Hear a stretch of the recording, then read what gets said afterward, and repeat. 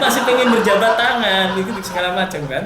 Hidup normal itu ya salaman, ya ketemu, ya ngobrol, ngopi bareng gitu. Ya, kenapa Anda maksudnya masih berani memeluk keluarga Anda, istri Anda, tapi nggak berani memeluk istri tetangga orang lain? Maksudnya keluarga orang lain ya. Karena Anda yakin bahwa istri, anak-anak itu bebas dari virus, bebas dari COVID corona, dia sehat.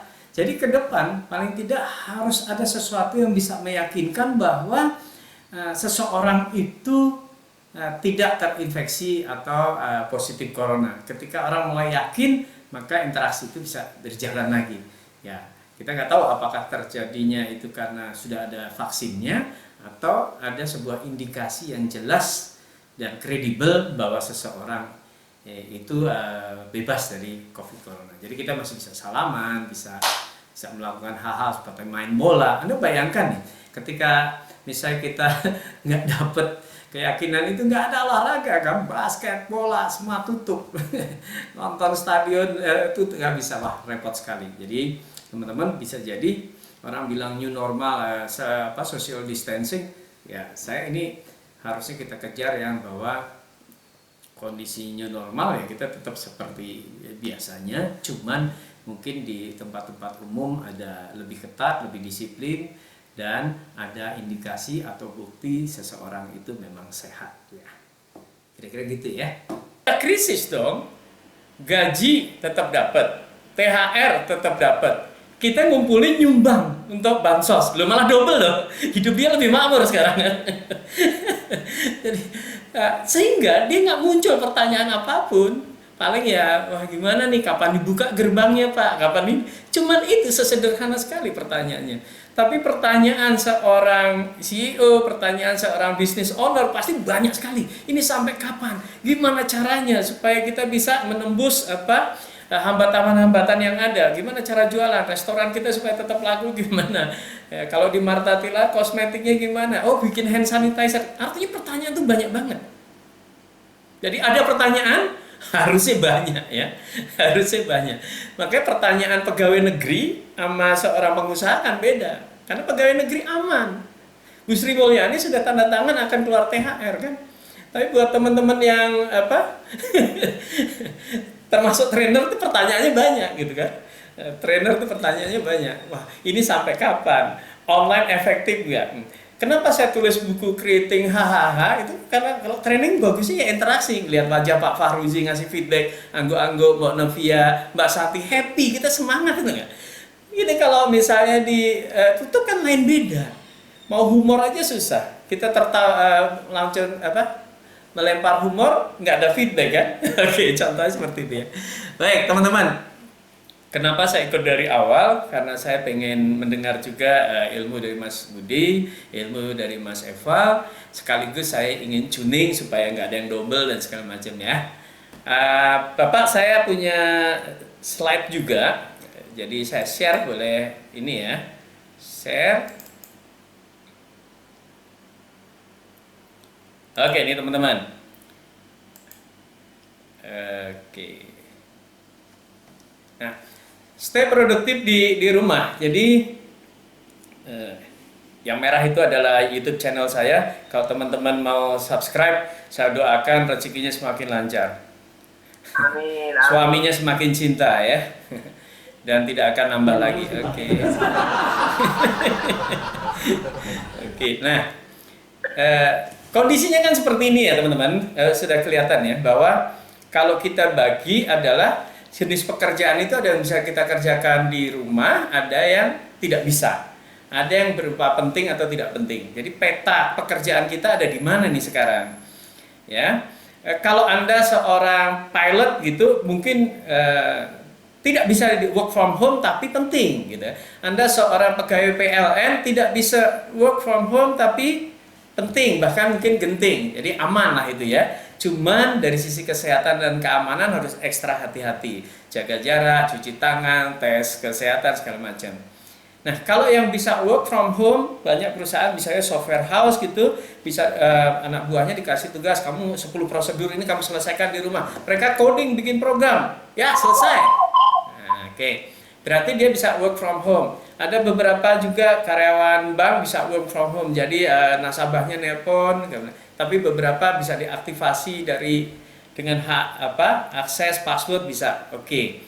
Nah, kalau Anda tidak bisa kerja di rumah, kemudian tidak penting, nah ini yang jadi masalah kan? Sudah pekerjaannya nggak penting, artinya bisa di-delay, terus tidak bisa dikerjakan di rumah.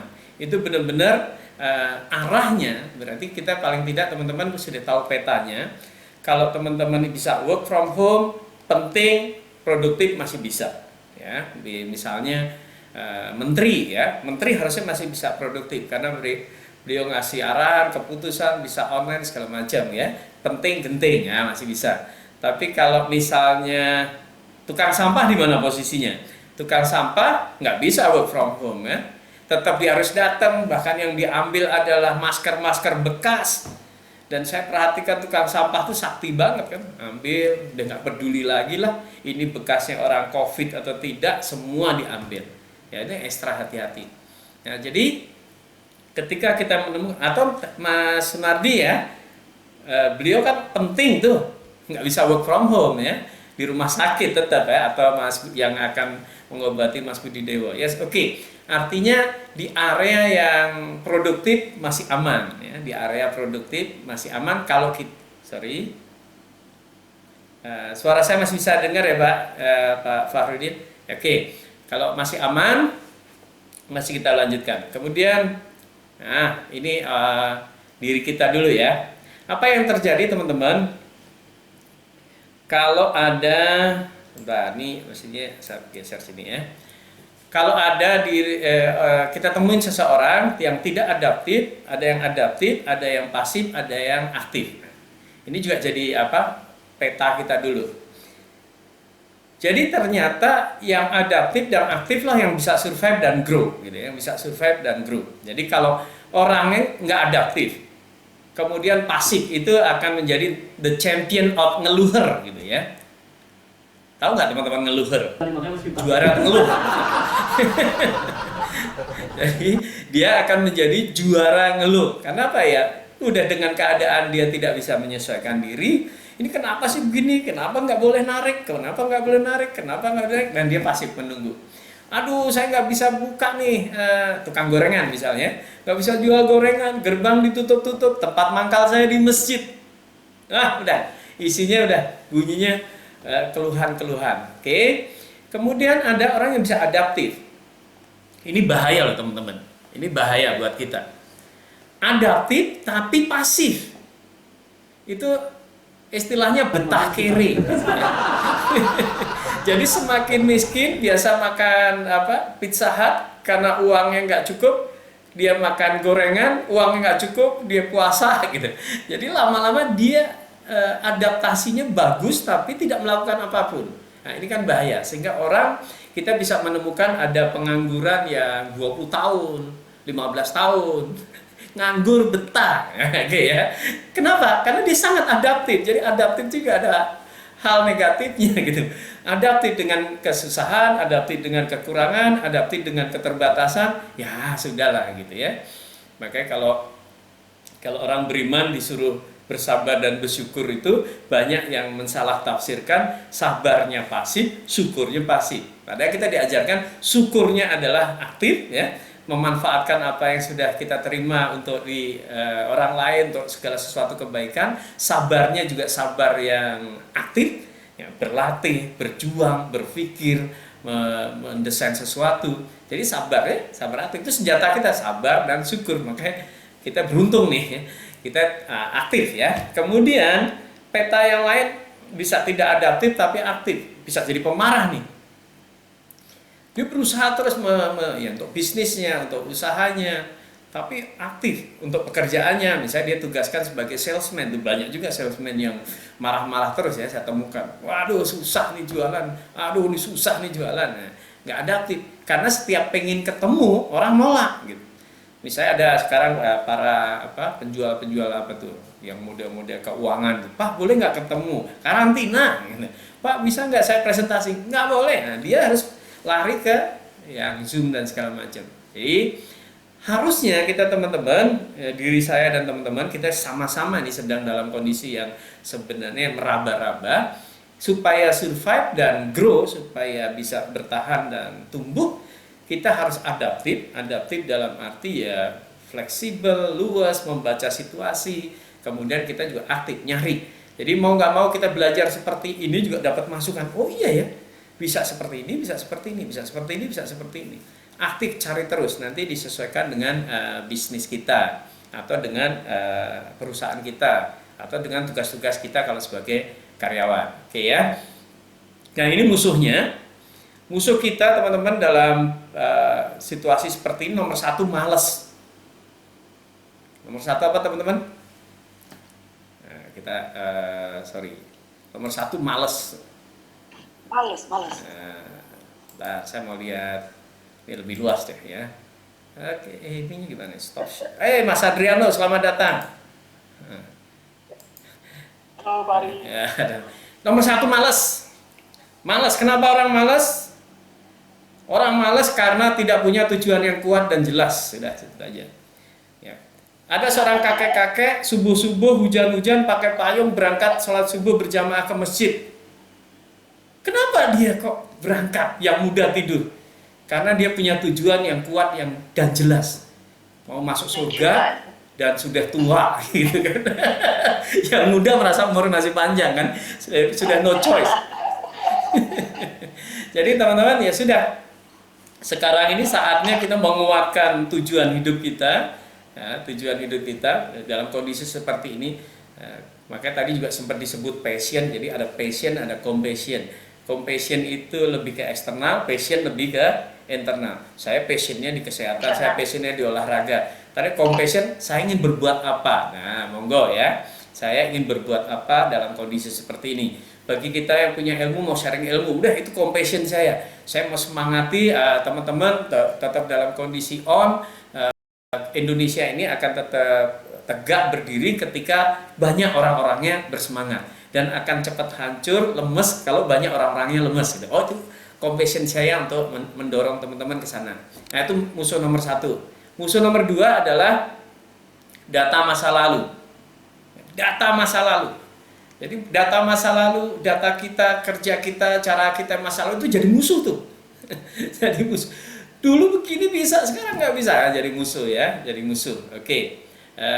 Yang ketiga limiting belief ya, keyakinan yang terbatas, membatasi kita. Setiap manusia itu punya horizon keyakinannya teman-teman. Nah celakanya sebelum COVID kita punya horizon keyakinan seperti itu gitu. Kemudian ini kita harus perbaiki lagi tuh belief kita terhadap hal ini. Anda bisa larikan ke new normal dalam kondisi seakan-akan COVID, corona nggak pernah hilang. Atau bisa juga Anda larikan bahwa oh ini bisa setup sebuah sistem baru, hal baru. Ketika corona hilang, saya sudah jauh lebih siap dibanding kalau saya tidak prepare. Kemudian yang keempat, belum tahu caranya. Ya, musuh kita nanti untuk lebih produktif di masa COVID maupun pra-COVID. Ya. New normal, abnormal, next normal, itu adalah belum tahu caranya. Nah sekarang ini dewanya adalah digital ya, dewanya online. Makanya saya sarankan teman-teman mendekati ke TOMPI ya, TOMPI total online minimum physical interaksi. Jadi kalau kita lacks ya kurang di dalam bidang digital tadi ilmu, ya kejar itu sudah. Mau nggak mau kejar. Dalam arti kalau kita organisasi cari orang-orang yang paham benar, misalnya membangun website seperti apa, website yang aktif seperti apa, ada form, ada survei, bisa nggak transaksi koneksi ke payment gateway yang lain seperti apa ya. Misalnya kalau kitabisa.com kenapa pembayarannya bisa nyambung ke BCA, nah bagaimana? Terus cari terus. Jadi setelah tahu caranya itu akan jadi mudah. Tapi kalau belum tahu caranya ini musuh kita nih. Nah biasanya kalau kita nggak sabar untuk belajar, kita jadi aduh gimana ya. Jadi waktu tanggal 14 Maret itu saya training terakhir di Hotel Padma Ubud Bali dari Sekjen DPR sana. Sebenarnya sudah santer tuh, sudah ada yang positif.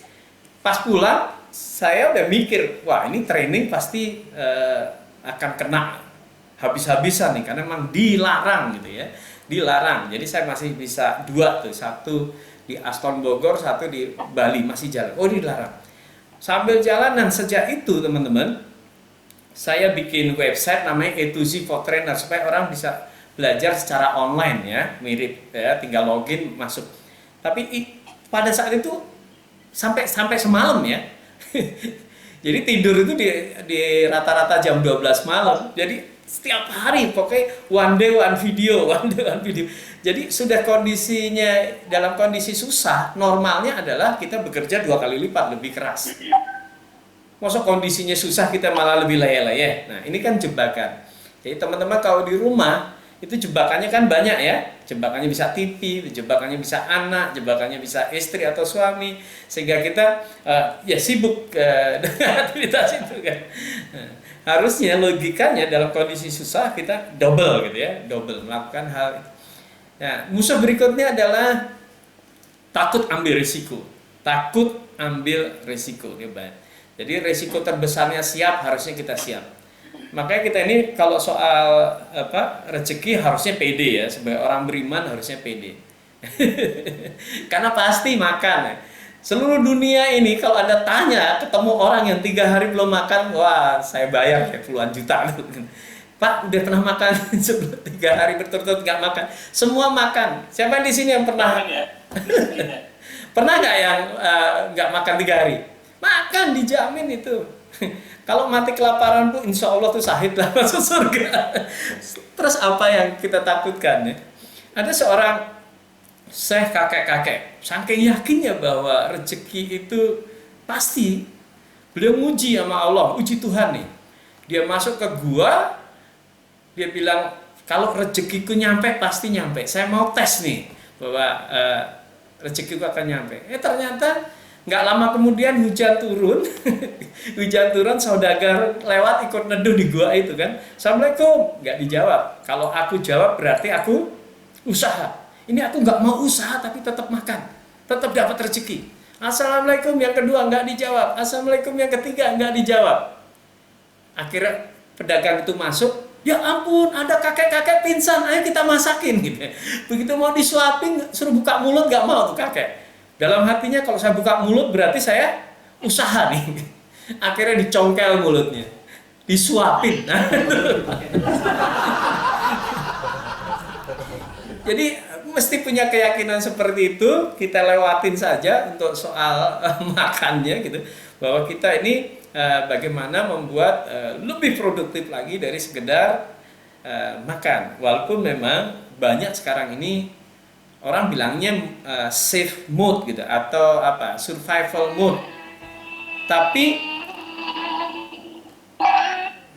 wah, enak tuh lagunya Din Salam. Walaupun sebenarnya banyak yang panik wizard ya, panik wizard. Jadi dia menggunakan tindakan-tindakan yang buru-buru, saking takutnya sebenarnya. Misalnya contoh ya, mungkin orang sudah branding ke A, karena saking takutnya dia lakukan hal B yang merusak brandnya, bisa jadi seperti itu. Jadi lebih kalem lagi. Oke, kemudian saya buka tadi ya. Jadi musuhnya memang teman-teman hati-hati dengan 5 hal ini ya. Oke. Hal yang pasti dalam hidup ini adalah ketidakpastian sudah.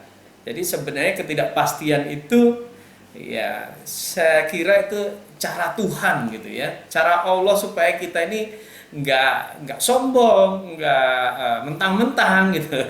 Bahwa digituin aja udah bingung gitu. Sehingga kita kembali lagi bersandar kepada Allah gitu, bersandar pada Tuhan juga, bahwa oh iya ya, ternyata sangat mudah, kita ini rentan, pada dasarnya juga rentan. Jadi teman-teman juga jangan terlalu bersedih lah ya. Mati itu resiko terbesar dalam hidup kita ini apa sih? Kalau saya mau tanya teman-teman, apa resiko terbesar hidup Anda? Ya, silakan. Ada mau jawab, dipencet spacebar. Apa resiko terbesar hidup Anda yang hanya satu kali saja kesempatan yang diberikan Tuhan ini?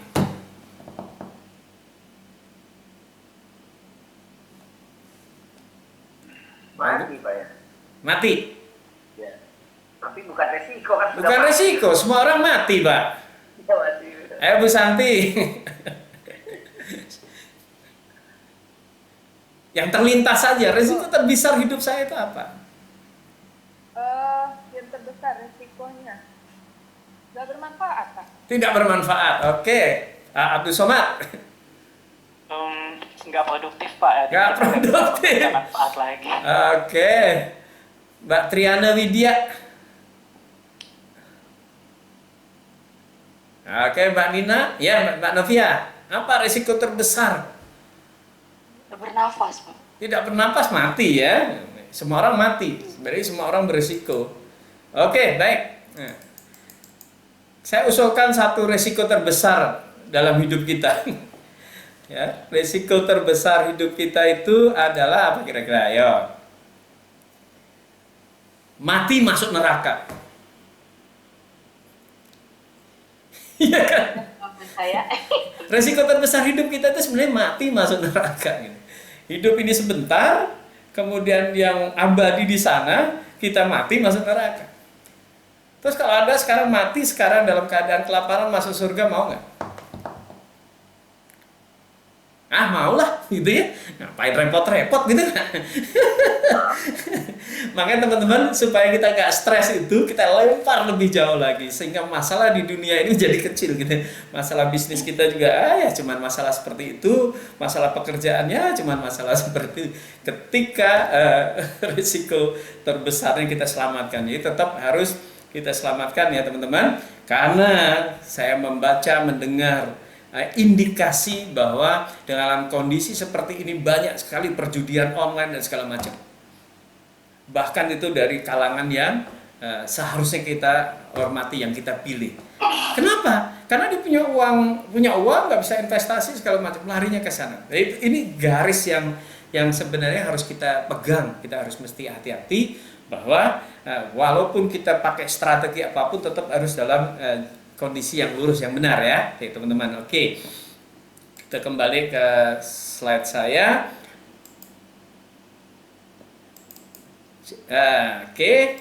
Nah, teman-teman, dalam membuat perubahan ya, dorongan untuk kita ke depan itu,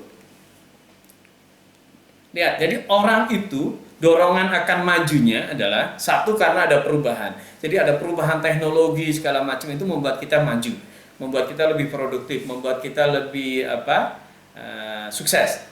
Kedua, ada tantangan ya. Oke, ini ada perubahan, ada tantangan. Ketiga, kreativitas. Tadi sudah disebut juga oleh Mas Budi Dewo ya. Create value ya. Kreativitas itu adalah meng-create value. Ini saatnya kita merenung, berpikir, berdiskusi, meeting dengan tim, mau create value apa ya di dalam masa COVID ini. Pada dasarnya bisnis sama dengan manfaat. Jadi ketika kita bisa memberi manfaat, bisnis tetap jalan. Mau COVID, mau apapun virus yang sadis, kalau kita bisa ngasih manfaat berarti bisa jalan ya. Rumah sakit bisa jalan, transportasi bisa jalan, makanan bisa jalan. Selama ada manfaat, jamu-jamu ada manfaat, bisa jalan. Oke ya.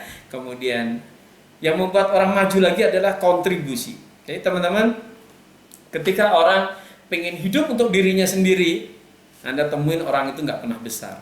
Untuk keluarganya lebih besar lagi. Untuk masyarakat lebih besar lagi. Kalau dia pengen kontribusi kepada Indonesia, lebih besar lagi. Pengen kontribusi kepada umat, lebih besar lagi. Kontribusi kepada dunia, wah dia orang yang besar. Jadi itu yang membuat dorongan-dorongan kita. Yang kelima adalah kesadaran. Jadi teman-teman, memang nggak mudah ya. Awareness itu kan mesti dilatih. Ada orang yang melihat pohon tumbuh, ya sekedar pohon tumbuh saja. Tapi ada orang yang melihat pohon tumbuh itu, Masya Allah, subhanallah, daunnya bisa tumbuh, bisa bertambah. Siapa yang ngasih warna ini? Kenapa mangga kemarin hijau, sekarang jadi merah begini? Nah, itu awareness gitu ya, kesadaran. Jadi hidup kita penuh kesadaran saja, kenapa tubuh kita, kenapa ini, kenapa ini. Jadi mesti banyak tanya. Pikiran kita itu akan bergerak ketika banyak pertanyaan. Jadi mulai nanya aja. Ya nggak apa-apa pertanyaannya, habis ini apa, virusnya selesai nggak, habis lebaran ada nggak. Kalau tidak, seperti apa yang harus kita lakukan. Terus kayak programmer, if and if, case and case, cek terus ya. Nah, supaya kita tetap produktif, cari terus jalannya. Yang keenam, pandemi. Jadi pandemi kita dari sisi positif adalah dorongan orang untuk maju. Ya, sekarang udah mulai orang berpikir training online, kerja online, meeting online, lebih maju ya. Udah lebih nggak macet, lebih ini, oke. Kemungkinan nanti akan ada orang untuk kerja di rumah, kerja di tepi-tepi pantai. Orang mulai berpikir nggak mesti absen segala macam ya. Kalau tadi ada pertanyaan gimana cara PHK dari Pak Cepi yang enak tuh. Nah, dulu saya pernah bekerja di sebuah perusahaan yang otomatis SP-nya otomatis. Terlambat 3 kali berturut-turut SP1 otomatis. Manajernya nggak sungkan untuk ngasih SP karena otomatis. Jadi PHK juga kita bisa bikin otomatis. Sales 3 bulan berturut-turut nggak achieve, ya udah PHK. Oke, otomatis, jadi nyaman saja. Oke. Nanti mungkin ke depan bisa akan terjadi seperti itu ya. Memang akan ada hal-hal baru, masuk mall akan ditembak, diukur, mungkin lift akan diubah, bukan pakai pencet tombol, cukup ngomong lantai 7. Lantai 2. Yang ngebut buru-buru. Ini siapa tahu kita pandemi akan membuat lift baru yang lebih canggih kan gitu ya. Kemudian motor mungkin juga akan ada sekatnya gitu kan. Jadi motor kalau dicek KTP-nya, chipnya, alamatnya beda, langsung keluar sekatnya, seret. Maaf, untuk mencegah virus. Apalagi Anda bukan muhrim, nah gitu kan. Jadi bisa akan ada ide-ide baru. Nah kalau itu kita munculkan, ya misalnya Anda bisnis makanan, ditambahin plastik tambahan, tolong plastik terluar segera dibuang, berarti yang di dalam sudah clear dari virus. Nah itu bisa jadi. Nah teman-teman, terus create value di dalam masa pandemi ini, dan ketika Anda menemukan terobosan yang keren, Anda leader gitu, leading dia di awal. Nah alternatif untuk bisnis ya berarti bisa working style-nya, cara bekerja kita yang berbeda ya, cara bekerja kita yang tadinya ke kantor bisa dari rumah, yang tadinya kalau mau meeting mesti ke Starbucks Cafe ngobrol bisa pakai Zoom. Nah, oke. Itu ada perubahan-perubahan di situ. Nah, bisa jadi lebih produktif, bisa jadi lebih efektif ya. Kemudian new business model yang saya bilang Tompi, total online minimum physical interaction. Jadi lihat lagi bisnis modelnya, flow-nya, SOP segala macam, ada nggak yang masih menuntut pertemuan yang sering, intens, kurangi ya, Tompi. Total online, jadi kalau mulai cetak brosur itu buangnya udah nggak ada brosur, bikin digital gitu ya. Meeting, bikin Zoom meeting atau bikin pakai video call, udah hal-hal semacam itu. Terus approval, mungkin tanda tangan bisa jadi bilang ke orang IT sistemnya bikin approval, masukin password, klik artinya bisa approve, cuti bisa, ngedek lembur bisa ya. Jadi kalau lembur sekarang pakai tulisan bisa bikin otomatis saja dari absennya, potong jam kerja, kalau dia pulang jam 7, ini jam 5, 2 jam masuk ke lembur. Tapi tetap butuh approvalnya dari rumah, ceplek. Jadi nanti bisa saja yang pabrikan orang tetap bekerja, social distancing, jaraknya, layout produksinya diubah atau segala macam. Itu teman-teman yang menuntut itu bisa seperti itu ya. Restoran yang duduknya 4 meja mungkin bisa sendiri-sendiri yang nggak jauh-jauh. Monggo aja dipikirkan sesuai bisnisnya. Bisa juga new profit zone teman-teman. Jadi hotel itu aslinya adalah tempat orang nginep. Profit zone-nya bisa jadi tempat training, tempat nikah gitu ya, tempat rekreasi. Jadi ada banyak model yang bisa menghasilkan profit. Nah kita cari nih, kalau sekarang bisnis kita mentok dengan situasi pandemi gitu ya. Anda kebayang kan sekarang misalnya Grab, Gojek sudah nonaktifkan yang untuk orang kan, itu udah turun banget, salesnya udah pasti turun banget. Banyak juga teman-teman yang Gojek terpaksa berhenti aja, sudah stop gitu. Tapi dia bisa menjadi tetap survive, misalnya profit zone-nya memang lebih ke logistik. Nah, jadi nanti Gojek bisa jadi kayak Tiki, Gojek bisa jadi kayak kantor pos, kita nggak pernah tahu. Tapi itu adalah opsi gitu. Bagi Anda yang karyawannya punya karyawan nganggur, coba hubungin orang-orang yang bisnis logistik, ngesup ke sana atau ke Tokopedia, butuh orang nggak? Gitu. Anda jadi outsource malah tuh. Punya outsource nih, bisa dapat income dari karyawan. Misalnya karyawan gaji 2 juta, Anda minta dibayar 2,5 juta, dapat untung 500.000 tuh kali berapa karyawan, masih bisa survive. Monggo saja ya. Bisa juga new product. Jadi ada produk-produk yang mungkin orang jadi takut setelah pandemi ini, takut ada virus karena higienis, berarti lebih higienis. Kalau sekarang misalnya open kitchen itu kan tujuannya orang tahu bahwa itu higienis gitu. New business atau new industry. Jadi kalau memang sudah mentok, ya pindah. Sudah. Ini kayak nggak mungkin nih, ya pindah gitu ya.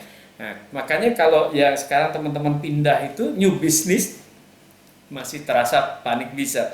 Jadi kemana lagi? Kira-kira teman-teman kalau untuk produktif yang kerja tetap kerja. Yang tadi petanya adalah yang masih di area produktif. Tapi kalau yang tidak produktif nggak bisa work from home, harus mulai pikirkan sesuatu karena long term bisnis adalah win-win. Bos untung, anak buah nggak untung, anak buah pergi, resign, betul ya? Anak buah untung, bos nggak untung, Anda dipecat. HRD bersama timnya sholat tahajud mendoakan Anda mati, kan? Ya, nah, itu long term, win-win. Jadi kalau Anda sekarang merasa beruntung dan orang lain rugi, pasti nggak lama, pasti nggak lama ya. Oke, kemudian ini yang perlu kita ingat, investasi teman-teman. Jadi bisa juga bagi teman-teman yang bukan karyawan, misalnya, oh saya mau investasi. Saya investasi juga di digital gitu. Jadi saya mungkin tidak mengajar di kelas, tapi saya membuat video-video yang bisa menggantikan gitu ya. Saya akan membuat video-video yang tetap aja akan jalan. Tentu ada daya tahannya kan. Kalau mantap itu kan makan tabungan gitu. Daya tahannya kuat sampai kapan? Nah, jadi kita prediksi saja. Jadi sebenarnya kalau saya cek di klik BCA saya di masa pandemi teman-teman, ini buka-bukaan ya, itu CR-nya lebih banyak pas pandemi ini. Tahu ya CR-nya ya? Lebih banyak pas pandemi, karena kecil-kecil. Walaupun ratusan CR pas pandemi sama dengan 1 CR pas kondisi sebelum pandemi. Jadi kenapa? Ya jual ebook, jual membership di a2zfotrainer.com. Ya itu survive juga, tapi saya usahakan masih fokus tetap di dunia pelatihan, tetap di dunia training gitu. Oke, baik teman-teman, paparan kebut singkat saya seperti itu. Kalau ada yang mau di-share, tanya, silakan. Terima kasih, mudah-mudahan bermanfaat. Mantap banget, Terima kasih. Coach Hari. Ya. Ini teman-teman ada yang mau bertanya? Mbak Novi.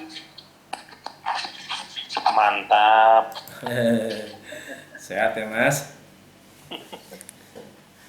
Iya Coach, katanya ini bagaimana untuk mengurangi stres di masa pandemi ini Coach? Oke, ya kita mesti tahu apa itu stres ya.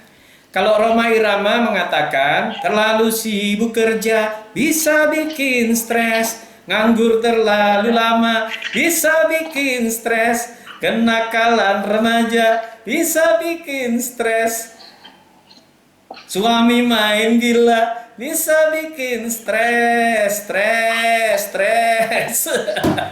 Itu menurut Haji Omah Irama. Haji Omah Irama mendefinisikan penyebab stres berdasarkan irama yang enak, nada yang enak.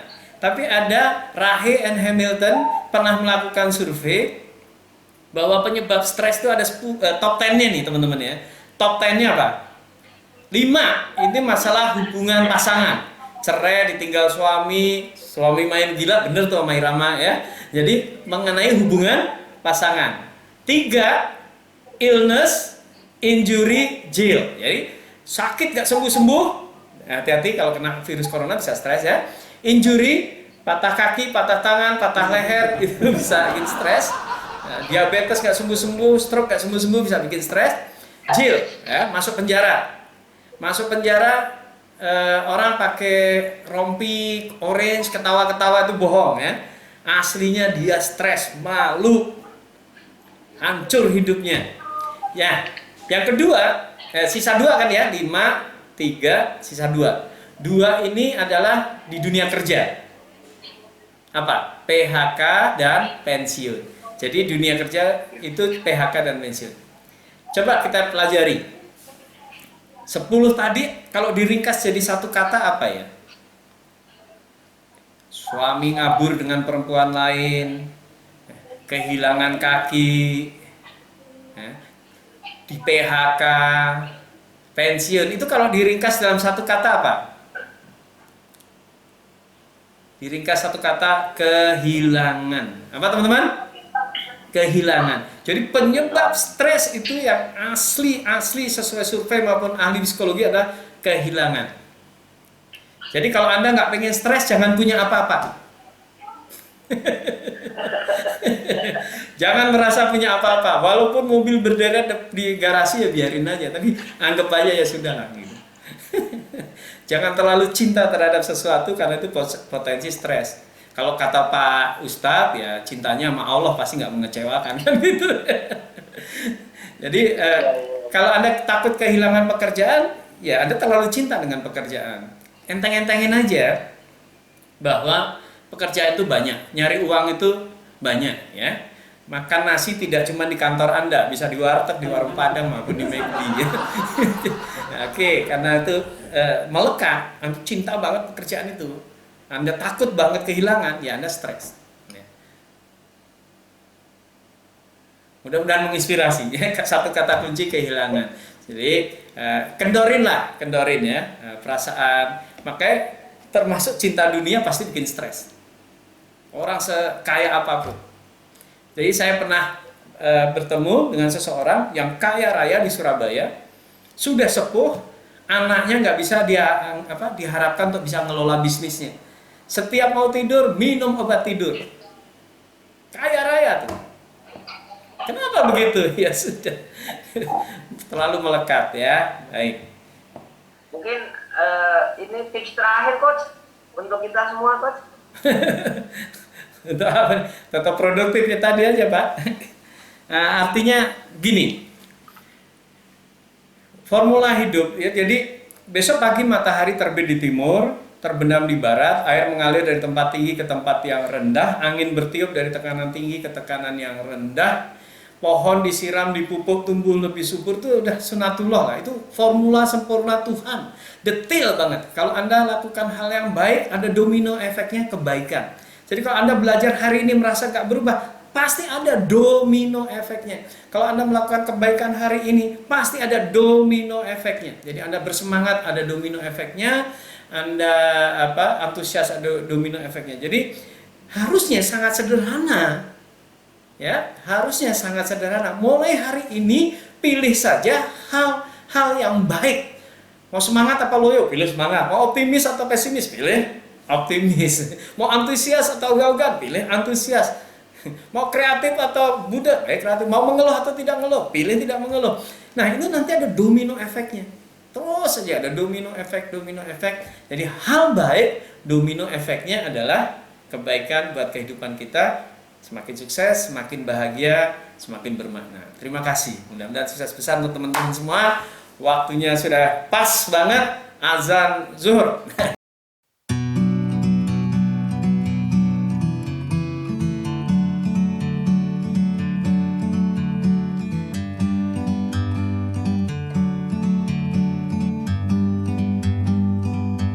Like a bird on a tree, I'm just sitting here. I got time, it's clear to see. From up here,